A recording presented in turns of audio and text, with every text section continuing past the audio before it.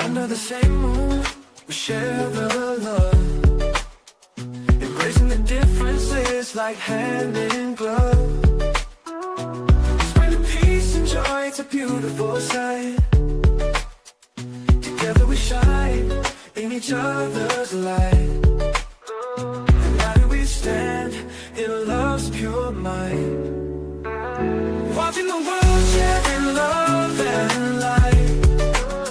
Hearts beating as one in our peaceful flight. Colors of harmony painting the night. United we stand in love's pure mind.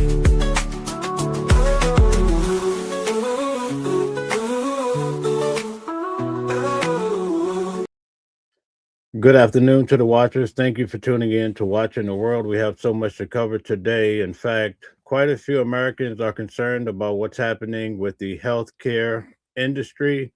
In fact, some healthcare will be increasing double in the near future. What do you guys think about that? Well, we're going to get to that today. But first, we're going to cover the protesting that's happening in the United States in regards to Donald Trump and him renaming the Kennedy Center. So let's get right to it and see what's happening in regards to this matter. The Kennedy Center is getting a new name and Donald Trump is getting a new honor.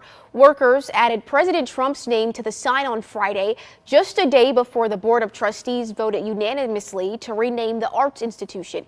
It's now called the Donald J. Trump and the John F. Kennedy Memorial Center for the Performing Arts. The center's social media accounts were also updated to reflect the new name, but the legality. So basically, Donald Trump is putting his name on just about everything, folks. Yes, indeed. In fact, there were protests in Washington, D.C., some in New York City and other places around the United States because of this action taken by the president. We're going to get to it rather deeply for this noon hour. Of the change is still in question.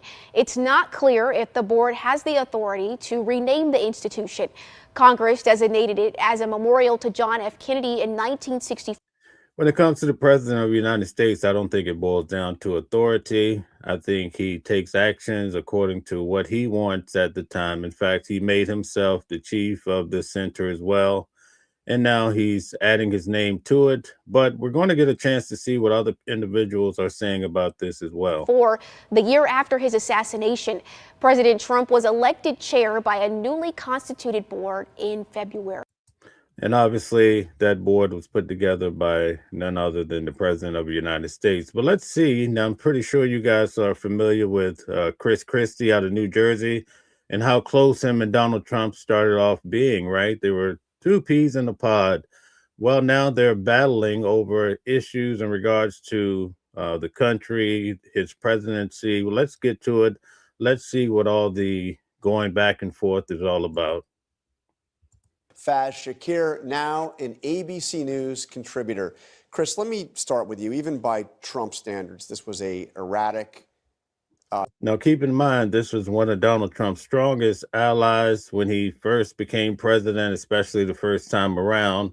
Now, let's see how times have changed. A chaotic week, renaming the Kennedy Center, the stuff he did at the White House, the primetime speech.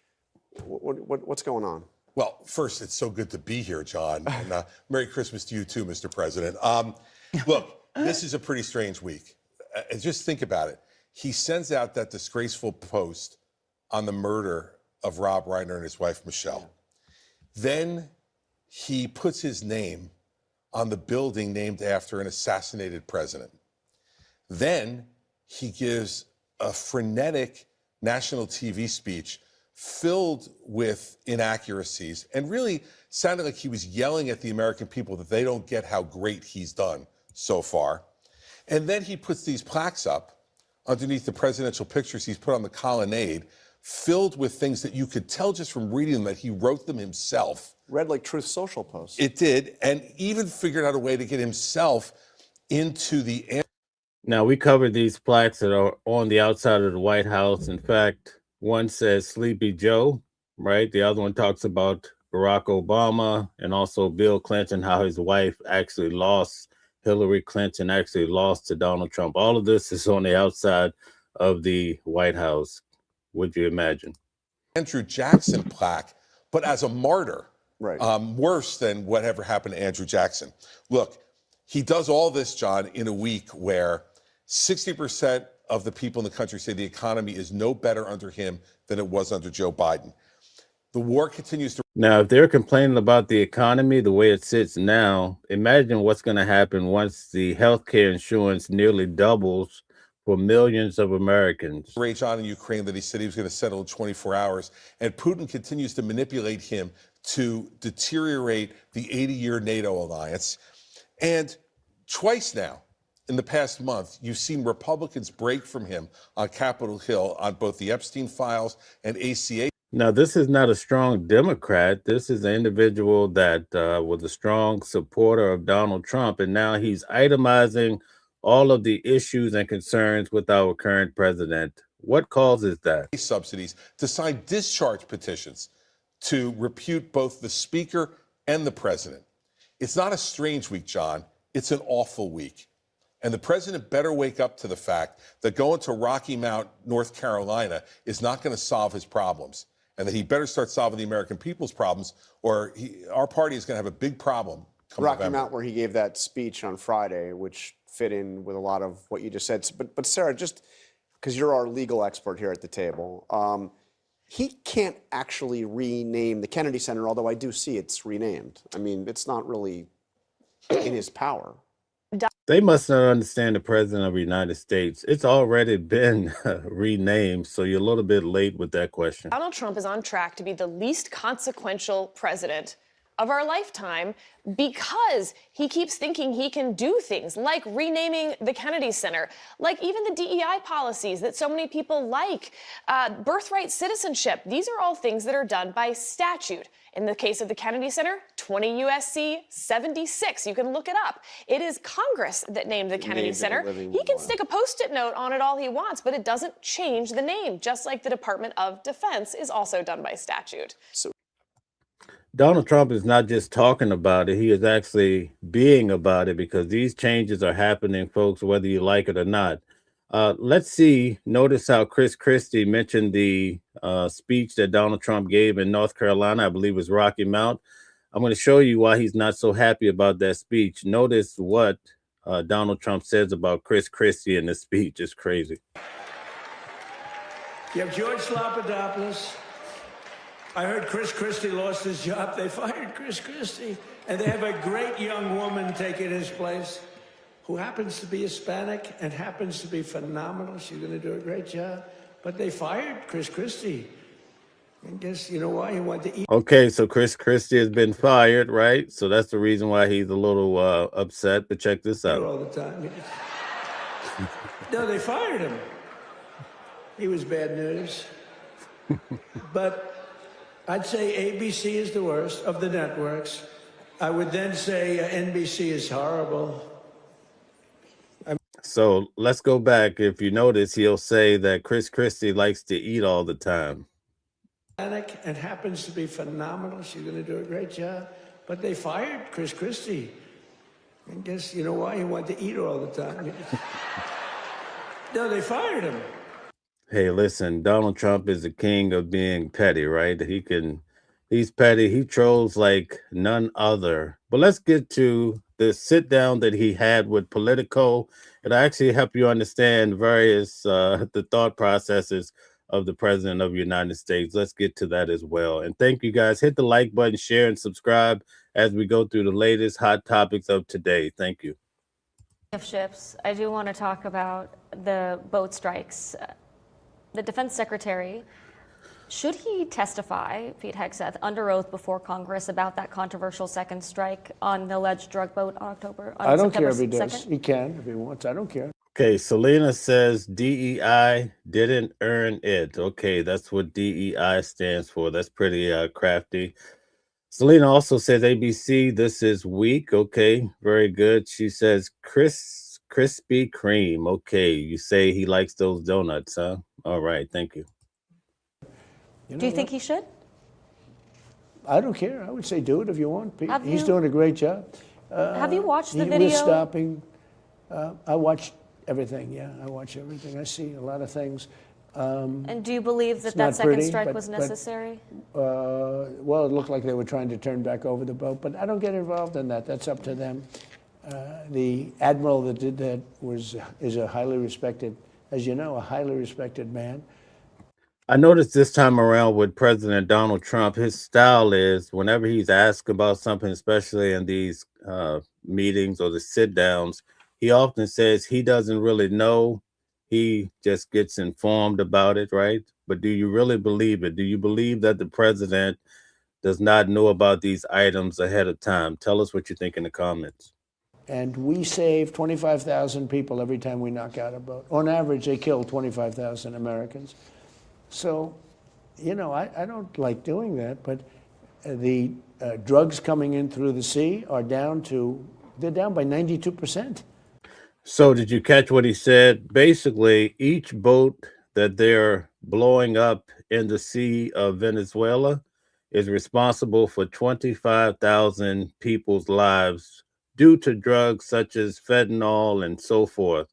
So the president sees it as a righteous cause whenever they take out a boat. And I'm trying to figure out the 8%. Who are they?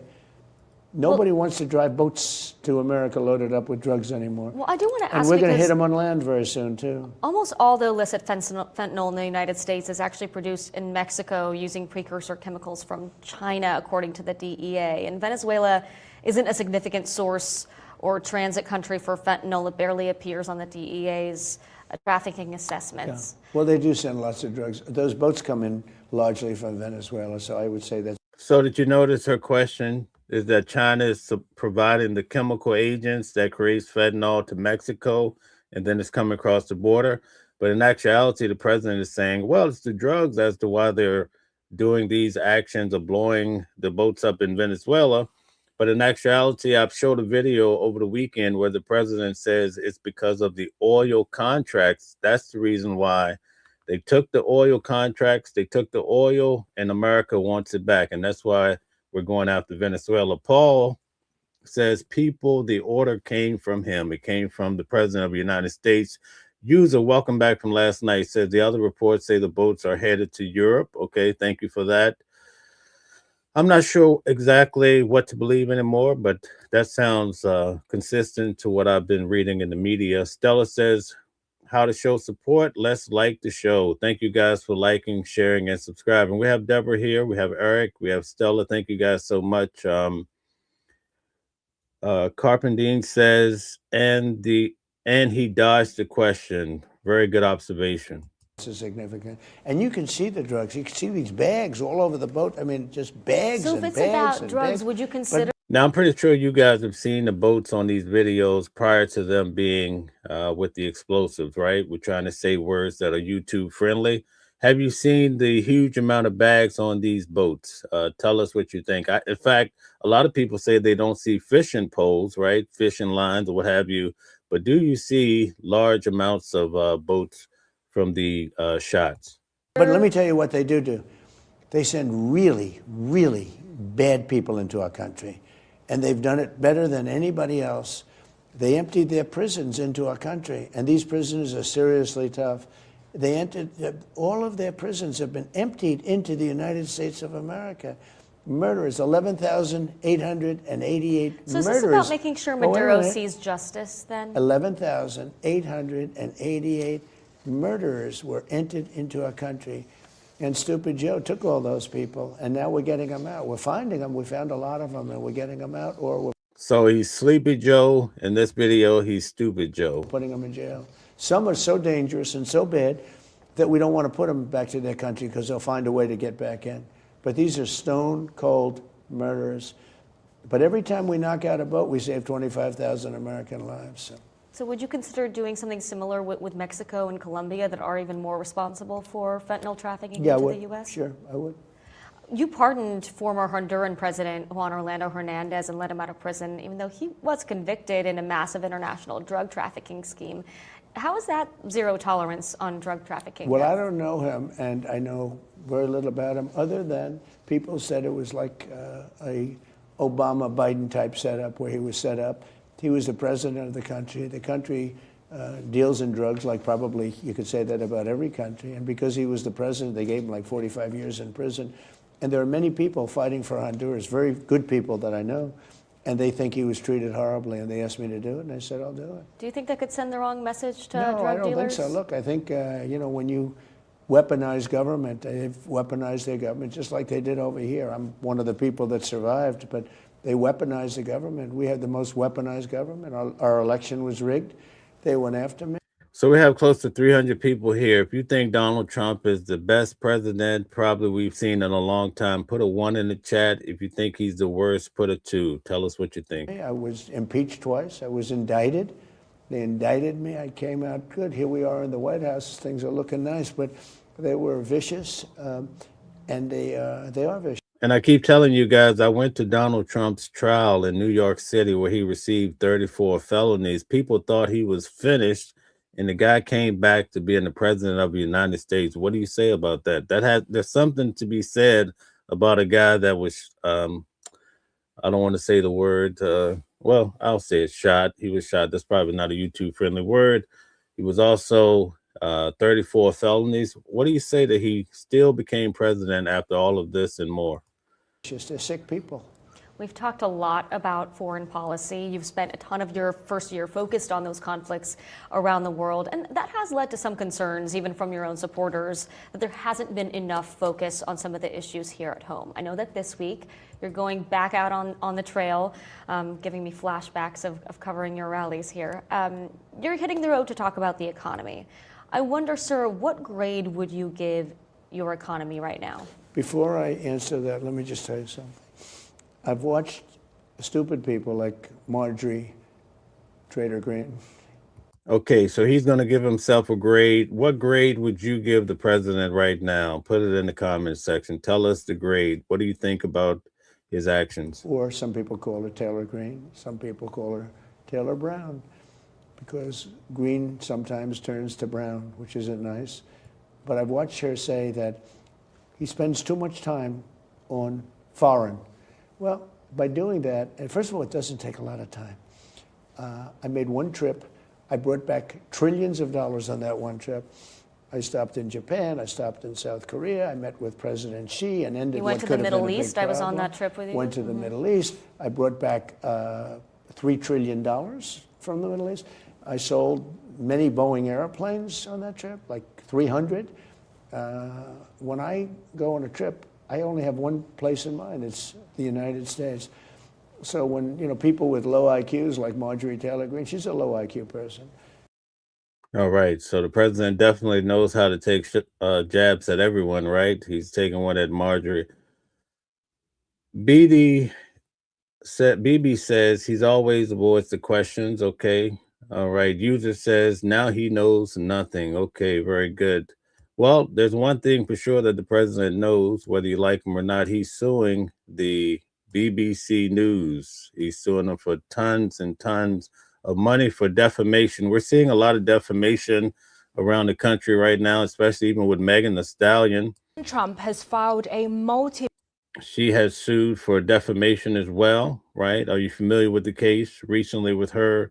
And the list goes on and on. Donald Trump is actually going after the Department of Justice for the same reason and expecting money that he said that if the money comes, I think 240 million, something like that, he would apply it to this new ballroom that they're building at the White House. But so many cases brought on by the president alone for the media, it almost makes people fear talking up and speaking up, because if you don't say the right thing, you can be sued, and people have been decimated because of lawsuits, right? Well, let's get into this lawsuit that he has with the BBC. billion-dollar lawsuit against the BBC over an edit of his speech on the 6th of January 2021 in a Panorama documentary. Mr. Trump has accused the BBC of defamation and of violating a trade practices law according to a court-to-court documents filed in Florida, and asked for $5 billion in damages on each of the claims. So just to give you a little background, this is in connection with January the 6th. And when they put out the video, there was some editing done to perhaps slant the president. So what does he do about it? He's suing the pants off of them. Isn't there something? Last month, the BBC apologized to President Trump, but rejected his demands for compensation and disagreed there was any basis for his defamation claim. Here's our North America correspondent, Peter Bowes. Donald Trump has gone through with his threat to sue the BBC. This is a multi-billion-dollar lawsuit seeking compensation for the US president sees as a deliberate attempt to misrepresent his message on January the 6th. The president is asking for a jury trial in Florida over his claim that the Panorama program intentionally, maliciously and deceptively doctored the speech he made before his supporters. So this kind of reminds us of what's happening with Candace Owens, right? With the Macrons, they're suing her at a high level. Can you only imagine what it takes? You know, if you get a lawyer here in the United States to represent a local action, it costs hundreds of dollars an hour. So imagine now you're taking on a lawsuit, international lawsuit. It has to be crippling. What would you do in that type of situation? Number one, you'd probably have to change your strategy because this is not something you want. Force their way into the US Capitol. Two sections of his address were edited together, out of sequence.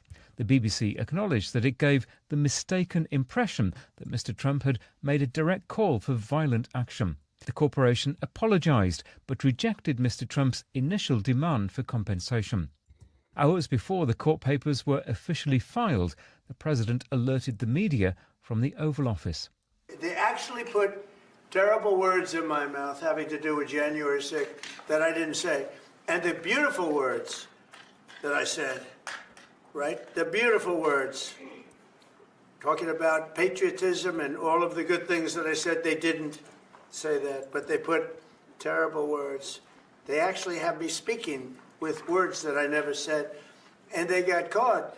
The lawsuit includes... Okay, William says he's not the best, he's not the worst. It seems like most people are for Trump in the comment section. Okay, so that's duly noted. Carpendine says the last time the State Department told us WMDs were in Iraq, what exactly did we find? Okay, and that's for weapons of mass destruction. Okay, didn't find anything of the liking, perhaps. Okay, Wildcard says people are dumb. Okay, Christopher says DC isn't the swamp, America is the swamp. Okay, thank you guys for the comments. It's one count of defamation and one of violating Florida's trade practices law. Mr. Trump's legal team has asked for $5 billion in damages. The president's lawyers have argued that the BBC can be sued in Florida because the Panorama documentary was available to American audiences on its BritBox streaming service. A spokesman said the goal of the lawsuit was to hold the BBC accountable over what Mr. Trump sees as its reckless election interference. The controversy over the Panorama programme led to the resignations of two senior BBC executives, its head of news, Deborah Turness, and the Director General, Tim Davie. The corporation has not yet responded to the court filing. Peter Bowes, BBC News. You ever heard the expression how heads roll? Well, after the lawsuit from the president, heads are rolling at the top of BBC as they also face $5 billion. Can you imagine that type of lawsuit? Well, let's now speak to David Banks, who's a media law consultant and journalist. Thank you for joining us on BBC News. So what happens next in this case? Well, I think it's the first thing will be whether the Florida court, on the basis of President Trump's papers filed, will decide they actually have jurisdiction. The BBC will very probably be arguing that they don't. And I think this hinges on who saw it in Florida, how many people. Does the Florida court feel that sufficient audience was there and sufficient damage was done there for the court to have jurisdiction over the case? To have jurisdiction of the case, just talk us through some of those points as to whether it would have jurisdiction over this case.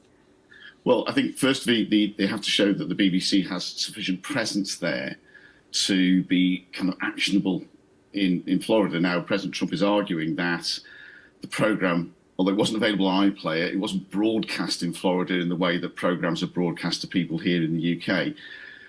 His lawyers are arguing that because it was available on BritBox, because some people could get it on VPN and some other streaming services, that was enough to make this a case that could be heard in a Florida court.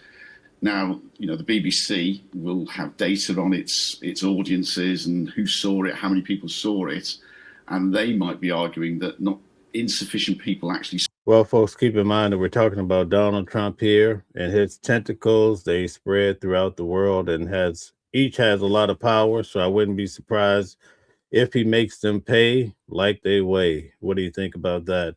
Well, let's get off of Donald Trump. Let's talk about what's happening here in the United States of America. We do have Donald Trump as the president, as we know, but the health care is a major issue. And people are already struggling. In fact, the government was shut down for 40 days or so. People are still trying to recover from those moments of not being paid, actual government workers, right? A lot to really think about. So how will the average American deal with the health care pricing going up, sometimes double? What will you do? How will it affect your family?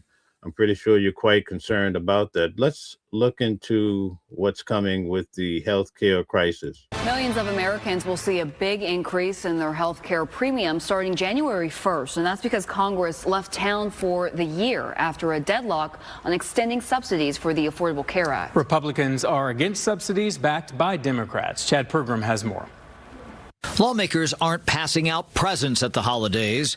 They're handing out blame. Because of Republicans, it is now impossible, sadly, to prevent people from having to pay hundreds, if not thousands, more on their premiums next year. It's going to start January 1st. The Democrats do not want a solution. They want a campaign talking point. But Democrats say Republicans abandoned the Capitol for Christmas and New Year's without even voting on a subsidy.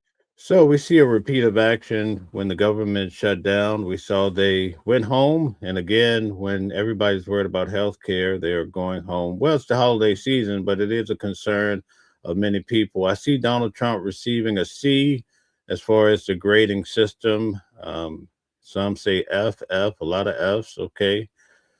And then I think Aweem says it's difficult to give one grade when there are so many different aspects, foreign, economy, and healthcare. Okay.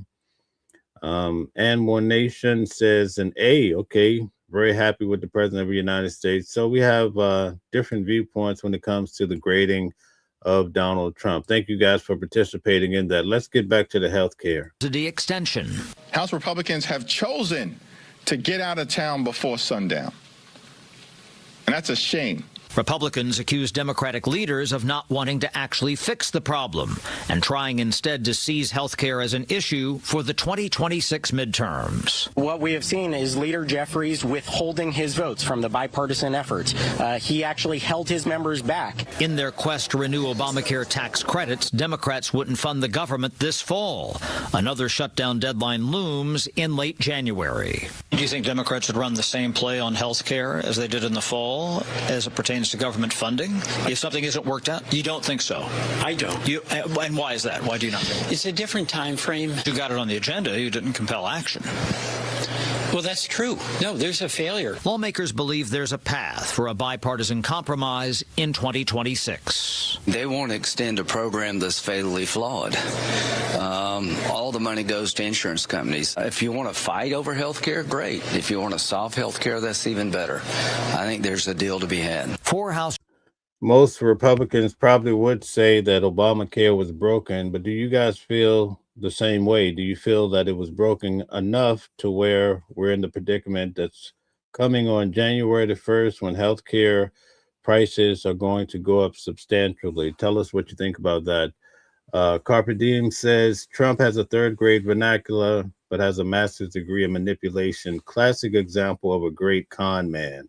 All right. Thank you for your comment as well. Let's get back to it. GOP moderates sided with Democrats to force a January vote renewing the subsidies. But a House vote does not mean passage, and it still does not guarantee success in the Senate. On Capitol Hill, Chad Pergram. Okay. A complete handyman says his biggest mistake is to support Zionists, not Jews, but Zionists. Speaking of that subject, we're going to get into Benjamin Netanyahu is seeking a pardon. We're going to cover some worldwide news in the interest of Israel. He's seeking a pardon on some charges that have been levied against him. Let's get to that as well. And then we're going to talk about what's happening in regards to this relationship with Israel of the liking. Israel's Prime Minister Benjamin Netanyahu has requested a formal pardon from the President of Israel, Isaac Herzog, over corruption charges. Mr. Netanyahu, who's been on trial since 2020, maintained his innocence but said judicial proceedings were damaging to the country and hampering his ability to govern. Opposition parties said... Now, keep in mind, here in New York City, we have Mamdani, right? He's going to be the new mayor, about to be sworn in. He says that if Benjamin Netanyahu comes to New York, he will have him immediately arrested. And so now you see the basis on where he makes this allegation. The Prime Minister should not be pardoned unless he admitted guilt and left politics. Our correspondent James Cook reports from Jerusalem. For 5 years, Benjamin Netanyahu has battled charges of bribery, fraud and breach of trust. He's battled too for his political survival. Now, while maintaining his innocence, he wants a pardon, insisting the cases against him are tearing the nation apart. Israel, he said, faced great challenges and great opportunities, and in order to fend off the threats and seize the opportunities, national unity was required. The Prime Minister's stewardship of Israel before the Hamas-led attacks on October the 7th, 2023, and his conduct of the war in Gaza since have both been highly controversial. So too has this latest move. I think that if he would resign, I would be happy to grant him reconciliation. My son was killed on October 7th on the kibbutz, and I think that he should take responsibility for that. I think basically it was a minor infraction, and it really won't help the country except for people. You know, what's totally interesting about this is I covered here in New York, actually live, where some of the leaders of the local Jewish population, they did a protest, and they actually said they did not stand with the state of Israel, but they did stand with Judaism, right? So I thought that that was interesting because I was wondering, why were the Palestinians and the Jews protesting together right down in New York City, right by the courthouse where we went to the Sean Diddy Combs trial and Luigi Mangione trial? The issue is a lot of people don't understand the difference between Zionism and Judaism. So it's very important to try to understand how all this works because it affects the United States more than you would imagine. So it's a key ingredient to understanding America is to understand how the state of Israel works. Let's get back to it. Who hate Netanyahu. So I would hope Herzog will agree and that we can get done with all this. To ask for a pardon without admitting any guilt, without losing any position, without it affecting his life whatsoever, other than that he gets off scot-free, I certainly don't think that he should get it. Mr. President, why don't you give him a pardon? Benjamin Netanyahu does have at least one very powerful backer. The Israeli president's office have described this formal request for a pardon. Well, there you have it. The president of the United States wants to see Netanyahu get a pardon. What do you think about that? From the Prime Minister as an extraordinary step with significant implications and have promised to consider it responsibly and sincerely. But Isaac Herzog is now under intense pressure from allies and opponents of Benjamin Netanyahu. That was clear outside the president's home tonight.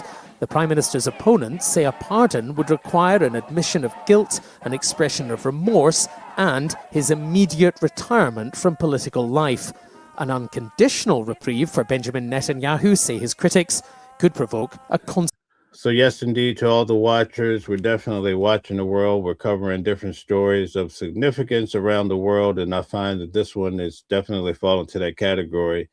One more subject we're going to touch on today during our news at noon is the fact that when ICE is arresting individuals, some of them are, going through brutality. That's what the American people think. But I'll let you come to your own conclusion. We'll continue to cover these incidents of violence that happens either toward ICE or from ICE to the individuals. So let's take a look at what happened recently.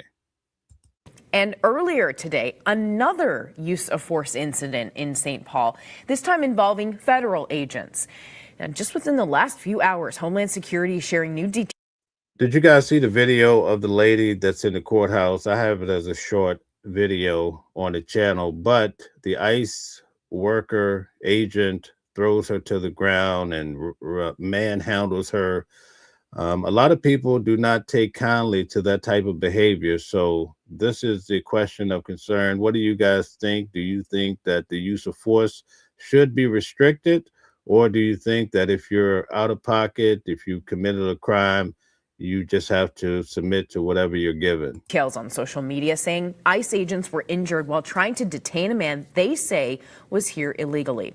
Our Brittany Ehrman is live in the newsroom. She's been following this story most of the day with what we know right now. Brittany? Well, Kirsten, neighbors tell us it happened in the parking lot of an apartment building, and one resident is now dealing with a damaged car after the incident. People who live nearby tell us 1 minute it was quiet and the next there was chaos. All I heard was a bang, and then I heard sirens, and then I heard gunshot, and then next thing I know, there was other men that was showing up, and then they were patrolling the area. Just after 8:20 this morning, St. Paul police says they were called to the intersection of Westminster Street and Hawthorne Avenue East following reports of gunfire. U.S. Immigration and Customs Enforcement later posted details about the incident on X. Federal officials say agents trying to conduct a vehicle stop, but an undocumented man refused to comply and would not roll down his window. ICE says the man drove off, striking an agent. After a brief pursuit, he crashed into two parked vehicles near his apartment building. Authorities say the man continued ramming his vehicles into ICE cars, striking a second agent. ICE reports one agent fired 2 defensive shots during the confrontation and no one was hit. The man then ran toward his apartment building, resisted arrest, and bit one agent, the Post says. Federal authorities say 2 agents were taken to the hospital with non-life-threatening injuries. It seems like we see an incident each and every day of some sort. But imagine if you're going to be removed from the country, and sometimes, in fact, they're sending individuals, let's say, if you originated in Mexico, they're sending them to Venezuela. And one lady came from Haiti. They sent her to Africa. They showed the video of her just being roughhoused and thrown into a van. So that puts faint of fear into the hearts of many individuals. So we understand why people would be kicking up a lot of dust trying to get away from ICE. But it often, these acts of desperation often leads to someone getting hurt, because in the public world, the more you apply pressure on the police or the authorities, the more they're going to bring it back on you. And believe me, it won't be pretty. So it's just definitely something to consider, as these individuals are family members of somebody, someone, and deserve their rights to be heard too. That's the big part of covering Luigi Mangione case. We're trying to understand, even though Brian Thompson was unalive, and that's a terrible thing, even still, when Americans go through the legal process, they do have rights, and that's a very important factor. The man is now in ICE custody and potential charges are pending. That's really a hard situation, because I know, like, everybody's trying to protect their families, and then ICE trying to do their thing, so it's really hard. The St. Paul Police Department says it was not involved in the arrest or use of force incident. At this time, it's still unclear who will investigate what happened. We reached out to the Department of Homeland Security to get that clarification, but as of now, they have not answered our questions. Kirsten? Ehrman in the newsroom tonight for us. Thank you, Brittany. Okay, very good. So there you have it, folks. Those are the main hot topics that are floating. Obviously, the whole issue with Epstein files and Donald Trump, Bill Clinton. This is a pressing matter that we've been covering for days as well. Each day, different watchers come on and they express their concerns about the Epstein files. But over the last few months, I've been covering the Epstein files tremendously. The deadline was Friday night at 11:59, right, Deborah? Oh, Deborah reported on that. Deborah is the expert on when the files should have been in and complete. Well, we know that the files were not submitted in their complete manner. The issue is that as the months go on, the American people are starting to become very suspicious. Now, when it's the Democrats that are pushing back on the Republican president, such as Donald Trump, everybody says they're just salty blue people, right? They're blue Democrats, right? Libs, that's what they say. But when you see that MAGA is actually pushing back and actually they're going after Pam Bondi, then that starts to describe a different story. And it goes to show that now you have a bipartisan approach to trying to get some type of resolution to what happened with the Epstein files. The problem with the Epstein files is this: in America or in life in general, most men, most women have daughters, right? You have your sisters. Each human comes from a woman, right? So we have concern for the women. We're just not casting them aside. So anyone with a reasonable way of thinking and some type of morals about themselves would be concerned that men are taking advantage of women in general, but it heightens the regard for fear and anxiety when the children or they are below 18, right? And that's some of the issue that's here. And what also adds more corruption to this whole Epstein story is that Virginia Dufresne unalived herself in the earlier part of this year. This is going to be a monumental year in her family's life forever, right? They're so concerned about her.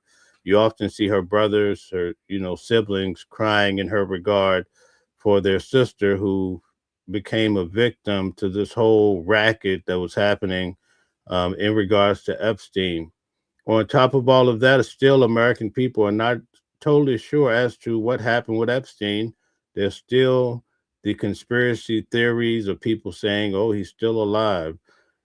Some say there's all sorts of weird stories. But the big issue is why we keep having these conspiracy theories is that for the video involving Epstein, there's a missing minute, right? And then you get people breaking down what could happen in a minute. You also have the coroner saying that his neck was broken in 2 places. That is not indicative of an unalivement of self, right? So that raises a flag. Outside of Epstein's cell, the camera was not working. Inside his cell, he had more sheets than allotted. At the time that he would have unalived himself, there were 2 officers that happened to be sleeping on the job. Like, what's going on here? How do you have all of these things happening simultaneously for an individual that is world renowned and everybody wants to see, they want to know what happened? So the fact that this happens, it'll leave this story untold fully forever. But on top of that, when the American people want to see the documentation and they're not receiving it, then that starts to bring into question everybody. And so right now, in regards to this, 30 days ago, the president of the United States actually signed because Congress wanted to get to the bottom of the Epstein files. So this is why we have an issue. This is why everybody's up in arms trying to figure it out. Now, as far as the president's office, they say, well, they need more time to redact more. And but another issue that occurred Friday is there was a key photo that was first put out and then redacted. And so it makes it seem that there's something seriously here to hide. And I think this is going to be a big concern for all. Thank you guys for tuning in for News at Noon. That is it for today. We'll see you guys back tomorrow at noon to discuss the hot topics that's happening around the world. We appreciate each and every watcher. And we ask that you have a great day as you prepare for the holiday season. Stay safe and be well. We'll see you soon. Thank you.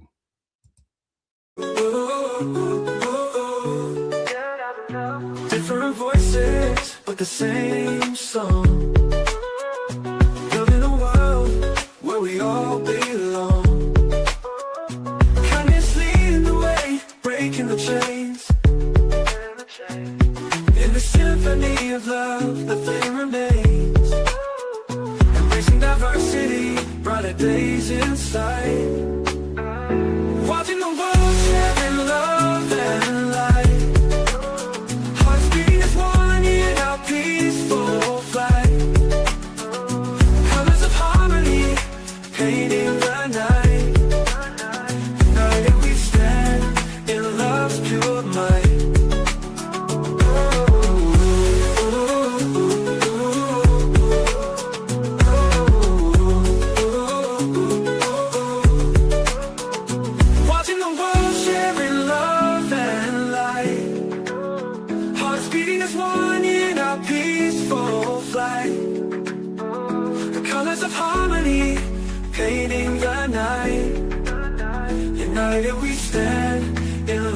your might.